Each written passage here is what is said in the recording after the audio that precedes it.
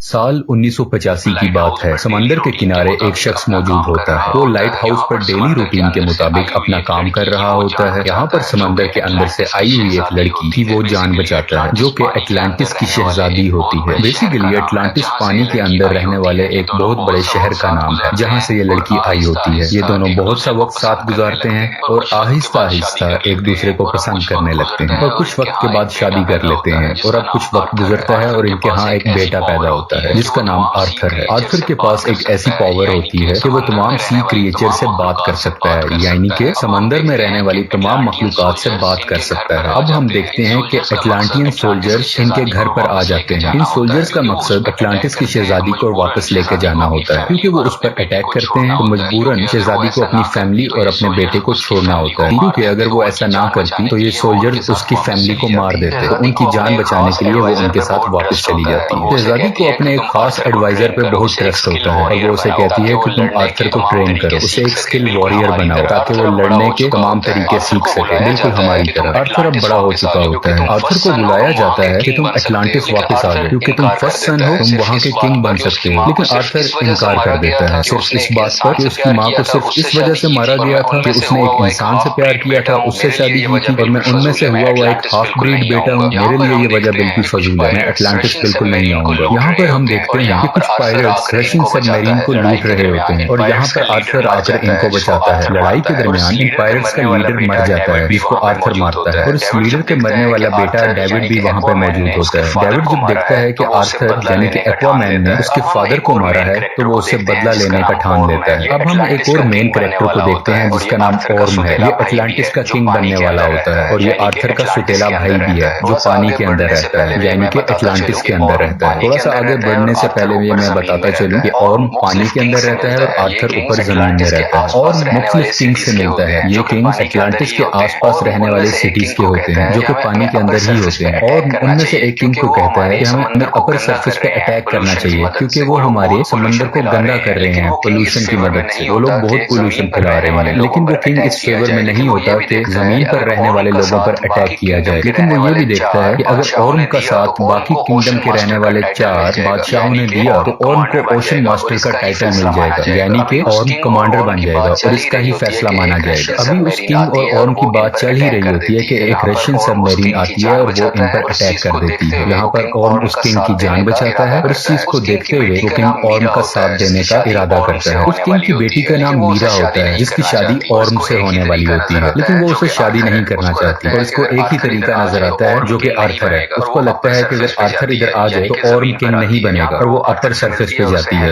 यानी कि जमीन पर आती है। यहाँ पर वो आर्थर से मिलती है और उससे हेल्प मांगती है कि तुम पानी में वापस आ जाओ, क्योंकि तुम बड़े बेटे हो तो तुम किंग बन सकते हो। लेकिन आर्थर इनकार कर देता है। लेकिन कुछ वक्त के बाद मीरा उसका ट्रस्ट जीत लेती है, क्योंकि एक बहुत बड़ी समंदर की लहर ऑर्म ने जमीन की तरफ भेजी होती है। यहाँ पर मीरा आर्थर के फादर की जान बचाती है। आर्थर इस चीज को देखता है और मीरा की तरफ उसका ट्रस्ट बन जाता है और वो मीरा के साथ पानी में आ जाता है। यहाँ पर आर्थर अपने टीचर से भी मिलता है, जिसने उसे तमाम लड़ने के स्किल सिखाए होते हैं। ये वही सोल्जर है जो उसकी मदर का सबसे ट्रस्टेबल सिपाही था। ये दोनों आर्थर को बताते हैं कि तुम्हें ट्राइडेंट को ढूंढना है, इसमें बहुत सी ताकत है और बहुत सा जादू है, और जिसको ये ट्राइडेंट मिल गया उससे बगैर सवाल पूछे उसको किंग बना दिया जाता है, क्योंकि इस ट्राइडेंट के अलावा और तुम्हें कभी किंग नहीं बनने देगा। वो तुमसे बहुत ज्यादा ताकतवर है। अगर तुम उसे लड़के भी क्लेम करना चाहोगे तब भी वो तुम्हें जीतने नहीं देगा। अभी बात हो ही रही होती है कि ओम के कुछ सिपाही यहाँ पर आकर अटैक कर देते हैं और आर्थर को पकड़ लिया जाता है। आर्थर को जंजीरों में जकड़े हुए ऑर्म के सामने पेश किया जाता है। ऑर्म इस पर ब्लेम लगाता है कि तुम्हारी वजह से मेरी माँ की डेथ हुई, यानी कि तुम्हारी वजह से क्वीन को फांसी पर लटकाया गया। ऑर्म फिर भी उसका भाई होता है और वो आर्थर को कहता है कि मैं तुम्हें एक चांस देता हूँ,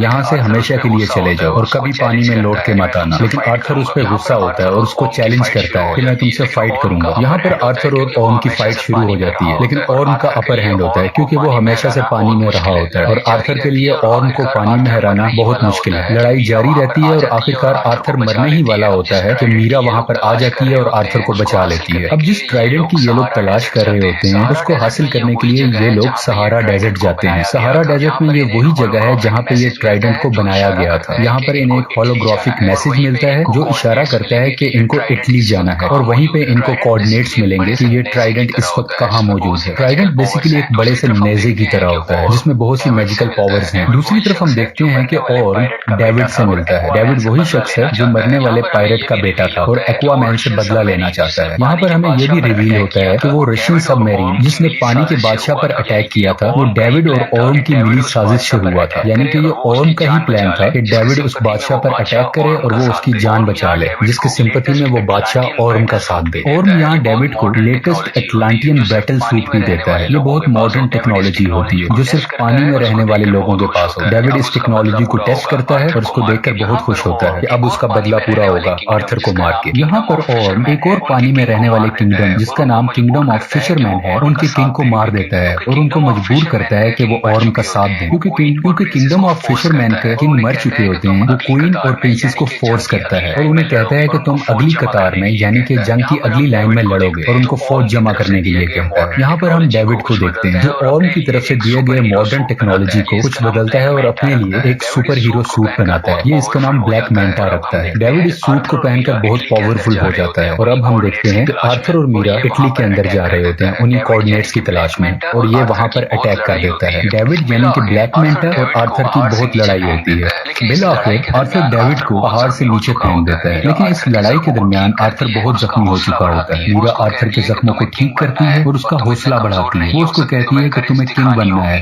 और तुम इतने कमजोर नहीं हो सकते, तुम्हें करेज दिखानी होगी एक किंग की तरह। और अब वो ट्राइडेंट की तलाश में निकल पड़ते हैं। सफर के दरमियान ये लोग डिफरेंट मॉन्स्टर्स का सामना करते हैं और इनसे बचते बचाते बहुत मुश्किल से अर्थ के दरमियान वाले हिस्से में पहुंच जाते हैं, यानी ये पूरी अर्थ का सेंटर है। यहाँ पर वो पहली बार अपनी माँ को देखते हैं यानी कि क्वीन एटलाना, जिसने खुद की कुर्बानी दे दी होती है इस ट्रेंच में आकर, क्योंकि इस ट्रेंच में आने का मतलब है मौत, फांसी। लेकिन क्वीन एटलाना भी बच चुकी होती है, उसको कुछ नहीं हुआ होता और वो काफी अरसे से यहीं पे सरवाइव कर रही है। और अब आर्थर और मीरा भी यहाँ पे मौजूद हो जाते हैं। वो तीनों आपस में मिलते हैं और ये एक इमोशनल सीन है। अब ये ट्राइडेंट के बहुत करीब है, लेकिन आर्थर यहाँ से अकेला ही आगे जा सकता है। मीरा या उसकी माँ उसका साथ नहीं दे सकते। आर्थर आगे बढ़ता है ट्राइडेंट की तलाश में। इसको वो एंशिएंट ट्राइडेंट मिल जाता है, लेकिन जब वो उसको हासिल करने जा रहा होता है तो इस पे लिविएथन अटैक कर देता है। बेसिकली लिविएथन इस ट्राइडेंट का कीपर होता है, यानी कि इस ट्राइडेंट की हिफाजत करता है। लिविएथन ड्रैगन और सांप की तरह होता है, ये बहुत बड़ा होता है और वो उसे ये भी कहता है यहाँ से जो भी हासिल करने आया था वो वर्दी नहीं था और उन सबको मैंने मार दिया। जैसा कि हमने शुरू में जाना था कि आर्थर समुद्री मखलूक से बात कर सकता था, तो ये उससे बात करता है। तो ये ड्रैगन और सांप जैसी मखलूक इसको कहती है क्या तुम मुझे सुन सकते हो? आज से पहले किसी ने मुझे नहीं सुना। आर्थर उसे अपनी वर्थ बताता है और क्लेम करता है कि ये ट्राइडेंट का हकदार मैं हूँ और मैं वर्दी हूँ कि 7 सीज पर मेरी हुकूमत होनी चाहिए। बिलाखिर लिवाइथियन उसकी बात मान लेता है और आर्थर उस ट्राइडेंट को हासिल कर लेता है। ये ट्राइडेंट हासिल करने के बाद आर्थर की पावर्स बहुत ज्यादा बढ़ जाती है और उसका कॉस्ट्यूम भी चेंज हो जाता है। समंदर के अंदर रहने वाले तमाम किंगडम्स ओर्म का साथ दे रहे होते हैं। इसी वजह से ओर्म खुद को ओशन मास्टर का टाइटल दे देता है, यानी कि अब इसके डिसीजंस चलेंगे। यहाँ पर ओर्म का साथ देने वाले किंगडम्स को पता चलता है कि आर्थर ने ट्राइडेंट हासिल कर लिया है और रूल और कानून के मुताबिक जिसके पास ट्राइडेंट होगा वही असली किंग होगा, वही ओशन मास्टर होगा, उससे कोई सवाल नहीं पूछा जाएगा। इनको कंफर्मेशन मिलती है कि ट्राइडेंट अब आर्थर के पास है, लेकिन ओर्म को गुस्सा आता है। अदर होगा जिसके पास ज्यादा स्किल्स होंगे वही ओशन मास्टर होगा, वही सब किंगडम्स पर हुकूमत करेगा। यहाँ पर एक बार फिर से आर्थर और ओर्म की लड़ाई होती है जो एक सबमरीन के ऊपर हो रही होती है। आर्थर ओर्म को इस लड़ाई में हरा देता है, लेकिन वो इसको जान से नहीं मारता और इसको जिंदा छोड़ देता है। और यहाँ पर क्वीन एटलाना भी सामने आ जाती है। तो वो जब देखता है कि आर्थर ने उसकी मदर की जान बचाई है तो वो अपनी किस्मत को मान लेता है और हार मान के खुद की गिरफ्तारी दे देता है और एटलांटिस के सोल्जर इसको पकड़ कर ले जाते हैं और मूवी यहाँ पर खत्म हो जाती है। अगर आपको एक्वामैन फिल्म की एक्सप्लेनेशन पसंद आए तो प्लीज लाइक और सब्सक्राइब करें और अपनी फीडबैक कमेंट सेक्शन में बताइए। Thank you for watching.